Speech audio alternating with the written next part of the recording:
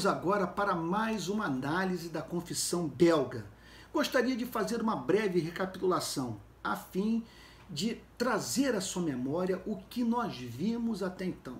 A minha ideia, repito, não quero ser cansativo, é ajudar aquele que acompanha essa série de mensagens a conhecer as principais doutrinas do cristianismo e, consequentemente, ter uma ideia de como que o cristão pensa, como que funciona a cabeça do cristão. Então, o que nós vimos até agora? Nós já falamos sobre o ser e os atributos de Deus. Falamos sobre os seus atributos comunicáveis, os seus atributos incomunicáveis, aqueles atributos que são naturais e aqueles atributos que ele compartilhou com os homens.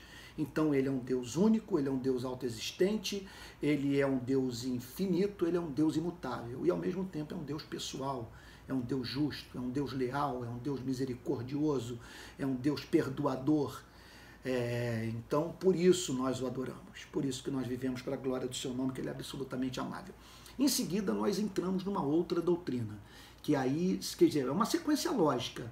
Nós saímos da doutrina do ser e dos atributos de Deus e entramos na doutrina da revelação. E aí, o que nós já falamos sobre a doutrina da revelação? Em primeiro lugar, nós falamos sobre o conceito de revelação geral e revelação especial. Há uma revelação que Deus faz de si mesmo através da ordem criada e uma revelação que Deus faz de si mesmo através das escrituras do Antigo e do Novo Testamento. Depois nós falamos sobre a diferença entre a doutrina da revelação, a doutrina da inspiração e a doutrina da iluminação. Nós acreditamos que a Bíblia é a palavra de Deus, que é resultado de um processo que envolveu a revelação que Deus fez da sua verdade ao homem. Veja só, revelação de uma espécie de verdade que é impossível a ela, a mente humana, ter acesso, exceto se Deus o revelar. Veja só, a filosofia tem seus limites, a razão também. Então há aquilo que nós poderíamos chamar de mistério. O que é um mistério? Mistério, entre outras coisas, é aquela espécie de verdade que o homem só pode conhecer, qualquer ser humano, se Deus o revelar. Não estou falando aqui de uma elite espiritual, sabe? Não estou falando aqui de uma mensagem esotérica que só os iniciados podem conhecer. Não, estou falando daquilo que grandes e pequenos, que qualquer ser humano, homem, mulher, rico e pobre, culto, inculto, até analfabeto, podem conhecer, desde que Deus o queira revelar. Então nós acreditamos que Deus revelou, ajudou os seres humanos, os seus apóstolos, os seus profetas a registrarem material de modo infalível e através da obra de iluminação, hoje, de posse desse material, nós o entendemos. Entendemos, acima de tudo, sua excelência, seu poder salvífico, a voz de Deus no texto inspirado. Na mensagem de ontem, eu falei sobre a autoridade das Sagradas Escrituras. Então, nós falamos da necessidade das Sagradas Escrituras, da revelação geral, da revelação especial, nós falamos da inspiração das Sagradas Escrituras e no último programa nós falamos da autoridade das Sagradas Escrituras. A Bíblia é de fato a palavra de Deus e nós sabemos que é a palavra de Deus pelo registro do Espírito Santo, que ele que sela no nosso coração, e para isso usando nossas faculdades mentais, obviamente. Nós não somos chamados a crer em absurdo, não somos chamados por Deus a dar um salto no escuro, conforme dizia Kierkegaard. Nós somos chamados por Deus para, no uso pleno das nossas faculdades intelectuais, nos submetermos à sua revelação de modo inteligente, o que envolve não apenas o nosso intelecto, obviamente, mas também nossas afeições e levando-nos assim à prática completa da verdade. Quer dizer, há uma revelação que atinge a mente, que atinge o coração e que atinge a vontade. Em seguida, a Confissão Belga fala sobre a perfeição das Sagradas Escrituras, a suficiência da Bíblia, como que a Bíblia atende amplamente todas as nossas necessidades espirituais. Então essa é uma outra verdade relacionada ao tema da revelação. Que verdade é essa? Olha lá. Cremos que a Sagrada Escritura contém perfeitamente a vontade de Deus. Então nela nós conhecemos a vontade de Deus. Se alguém vier exigir...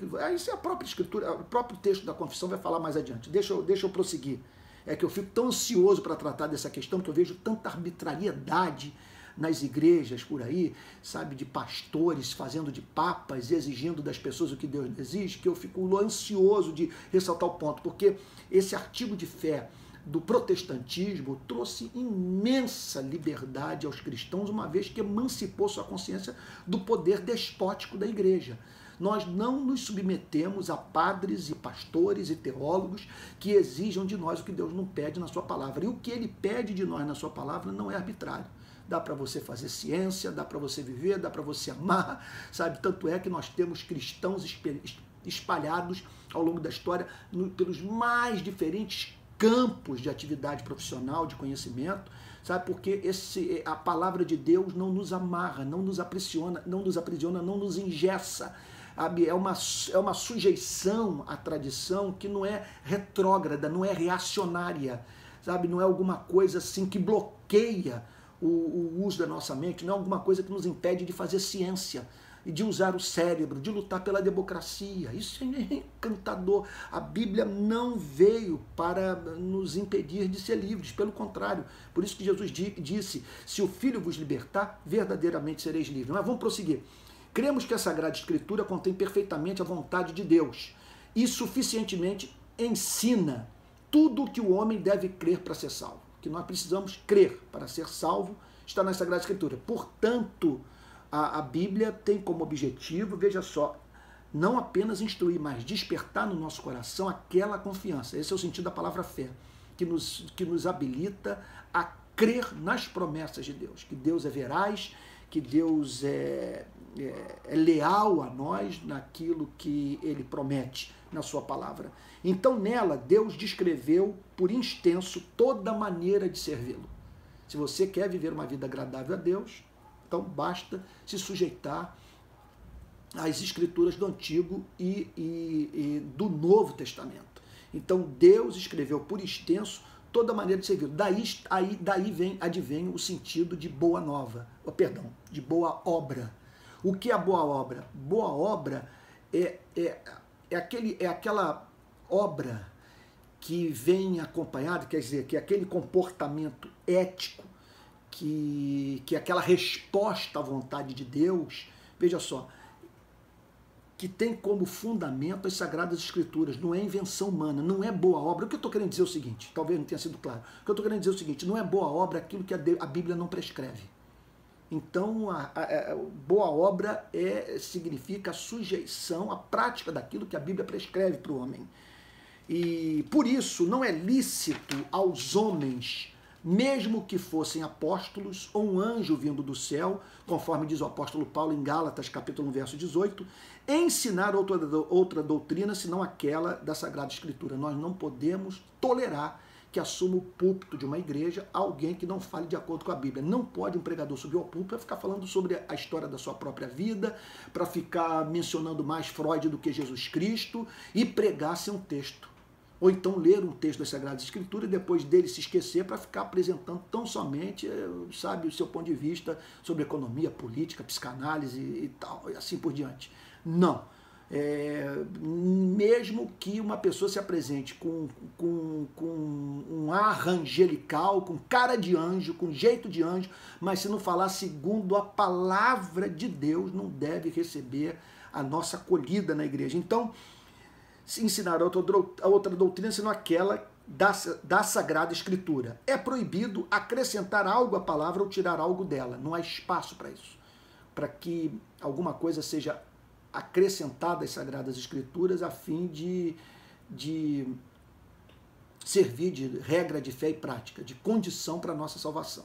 Com isso, veja só, a confissão não está negando o avanço da ciência, o avanço de outros campos de saber que, mediante esse diálogo com as Sagradas Escrituras, amplia o nosso conhecimento das Sagradas Escrituras, o nosso conhecimento da vida e até mesmo o conhecimento de Deus. Não está negando isso, está falando o seguinte, veja só, o que ela está dizendo é que nós não podemos permitir que nenhuma profecia, nenhuma revelação seja acrescentada ao texto inspirado, pois o cânon já se encontra fechado.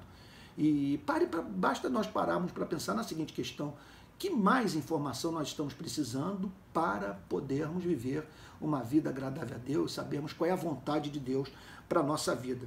Então, assim se mostra claramente que sua doutrina é perfeitíssima em todos os sentidos e completa. Tudo que nós precisamos para a nossa salvação, para a nossa consolação, para a nossa edificação está nas Sagradas Escrituras. Não se pode igualar escritos de homens às escrituras divinas, por mais santos que tenham sido os autores. Então, o cristianismo não reconhece Papa. E nós não podemos nem mesmo fazer de Calvino e Lutero uma espécie de Papa. Sabe? O protestantismo, quer dizer, a fé reformada, ela se sujeita apenas do ponto de vista ético, do ponto de vista comportamental, do ponto de vista intelectual, às Sagradas Escrituras. Então não se pode igualar a verdade de Deus, costumes, popularidade, antiguidade. É interessante, é um texto bem moderno. É um texto que você vê muito do Renascimento, muito da modernidade nesse texto, porque não tem como você dissociar a reforma do Renascimento e do surgimento da modernidade. Olha que texto moderno. Eu vou repetir, nem se pode igualar a verdade de Deus, costumes, popularidade, antiguidade, sucessão de tempos ou de pessoas, ou concílios, decretos ou resoluções, pois a verdade está acima de tudo e todos os homens são mentirosos e mais leves do que a vaidade. Então, o que a confissão está querendo dizer é o seguinte, que a Bíblia é um guia seguro, porque ela veio para compensar essa falta de compromisso com a verdade presente na espécie humana. Nós mentimos muito porque nós somos loucos de amor por nós mesmos e o nosso interesse maior por nós mesmos faz com que a gente perverta a verdade. E por fim ele diz, por isso rejeitamos de todo o coração tudo que não está de acordo com essa regra infalível. Então, alguém se levantou para pregar, sua mensagem tem que passar pelo escrutínio das Sagradas Escrituras. Daí a importância da igreja conhecer a Bíblia. Então, por isso rejeitamos de todo o coração tudo que não está de acordo com essa regra infalível, conforme os apóstolos nos ensinam. Provai os espíritos se procedem de Deus. A Bíblia manda, em 1 João capítulo 4, verso 1, nós provarmos os espíritos, para saber com que espírito uma pessoa se aproximou da igreja e qual é o espírito que a move a falar conosco. Então diz que nós devemos submeter os espíritos a determinados testes, que é o teste do compromisso com a verdade bíblica. E por fim, se alguém vem ter conosco e não traz esta doutrina, não o recebais em casa. Então, nós temos uma palavra inerrante, registrada de modo infalível, que atende às necessidades mais profundas do espírito humano e a essas escrituras sagradas nós não podemos permitir que nada seja comparado, nada seja apresentado assim como rival ou como complemento dessa revelação. Tudo que é necessário para a nossa redenção, nós encontramos nas Sagradas Escrituras. E é claro, estamos livres para fazer ciência, estamos livres para investigar os fenômenos da natureza, estamos livres, então, para aplicarmos a nossa mente à vida, a fim de lermos esse livro que Deus escreveu, sabe, na sua criação. A Bíblia não impede ninguém de fazer ciência, de usar o cérebro. Agora, do ponto de vista da relação com o Criador, da comunhão com Ele, do que é necessário para a salvação do homem, a Bíblia é infalível e é suficiente.